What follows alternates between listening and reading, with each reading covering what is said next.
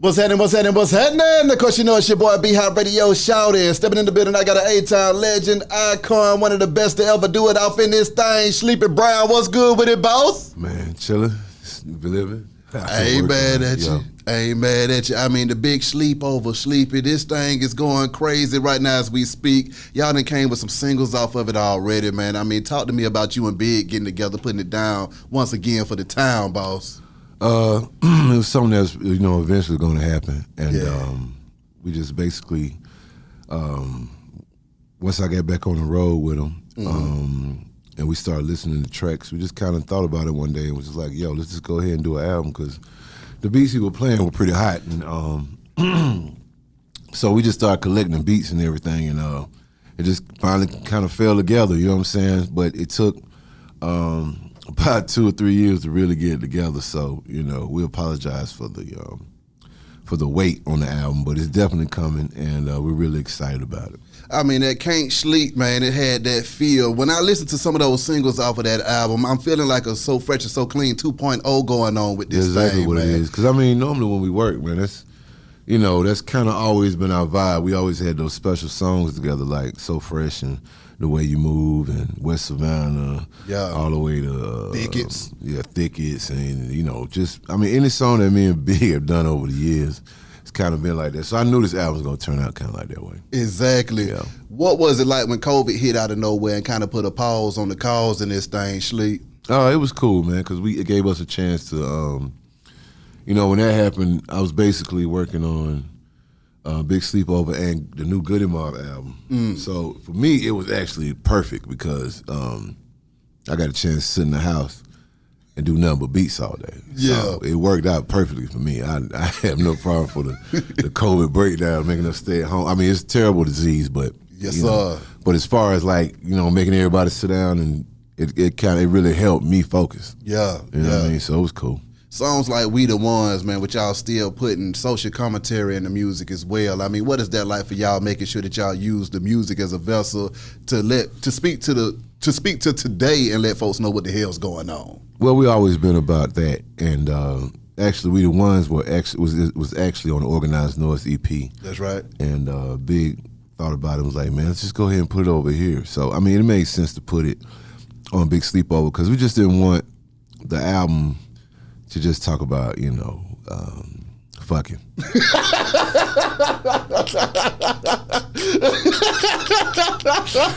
And talk about cars and, living a life. We actually wanted to, wake everybody up at the same time because we wanted the name to have a double meaning, Yeah. Big sleepover for the fun of it, having a big sleepover, and big sleepover for you to wake up. That's exactly. So we wanted to be both sides. That's hard. That's hard right there. Now, I mean, Lowercase with Killer Mike.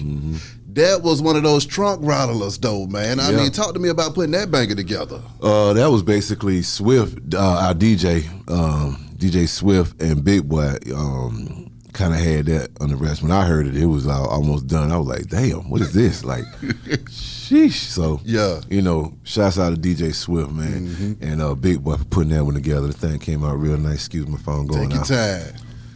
Damn, man, you don't know the interview right now. Scam likely, they love to hit your ass up. They come with it all the time. All the time. Don't say shit when you answer the phone. Yeah, we'll go ahead.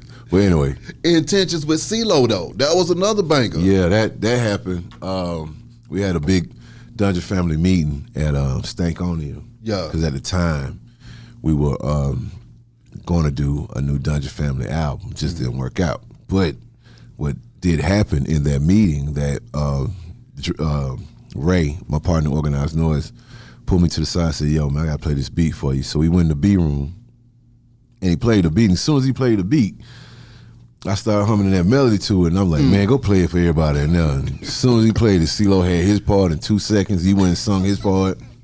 It just kind of happens that way when the vibe is right and the beat is right and it's making everybody nod. We got something. So that record, I knew that record was going to. And that record really was very special, man, because it went to number 11 on the R&B charts. That's man. right. It really would have jumped up higher, but I don't know what happened. You know how politics go. I feel that. I feel that. Now, Sleepy, while I got you in here, I got to ask you about some of my favorite Sleepy Brown joints, okay? Because I'm a Sleepy Brown fan, and my number one Sleepy Brown song is Me and My Baby and My Cadillac, man. Thank you. Can you talk to me about that banger right there? Because that's one of those repeaters. Yeah, that record was actually, it's a sample from the Jackson 5, one of my favorite records as a kid, Maybe Tomorrow. And I always, like, that song always stuck in my head since I was like 10 or maybe like even 6. And so I always wanted to work with that sample one day, and actually was at Ray House. And the funny thing is, the night before I had got arrested. And well, not the night before, I said a couple of days before I had got arrested, man. And I was locked down for a couple of days. So that song was kind of like my getaway record when I got out. You know, I felt so great and had JR Cricket wings. Boy, I had about a 30 piece. And I was sitting there playing the record, and all of a sudden I just started hearing that melody. I said, hell yeah, I'm finna go do this one. So Me, My Baby, My Cadillac was kind of like my ride-out song from jail, man. I ain't mad at that at all. You know, when you go down to, what's the name of it? Rice. Woo, when you go to Rice. Wow.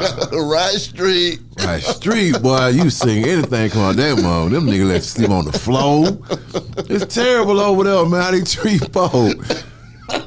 You know what's crazy? Most of the male sheriffs that when I got arrested that night, dude, most of them fools I knew from high school. Oh my God. It wasn't even like, I mean, I know I did my wrong thing, but God, you know what? Let's go on, man. Before I get pissed off at them fools. These niggas. Okay. Now, I feel you. Society's a soul. Pushing. Talk to me about that banger. And then coming back with the video at the same time, too, man. Yeah. Pushing was the first single from Society Soul back in '95.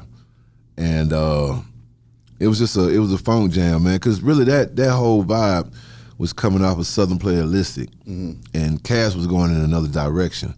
So we had records that just didn't match ATL at all. You know what I mean? So me and Rube kind of looked at each other. I started singing more to it, and Rube started doing more. We were like, man, let's just do a group. You know, let's make this the offspring of Southern Playalistic. That's hard. So that basically Society Soul album, some of that stuff would have probably been the second Outkast album. They were still on that vibe. What? You know. Talk to me about creating that vibe early on with Organized Noise, man, and working on that Southern Playalistic Cadillac Music album. Another one of my favorites off of that album is that Crumbling Herb, man. That's one of my favorites, too. When you got times like this where you see Young Dolph passing, or you see just black people passing in general in the streets, you kind of find yourself resorting to playing that music to kind of help you get through these times, man. Yeah. What was it like creating that music and understanding that it would pass the test of time, too? Just loving it, man.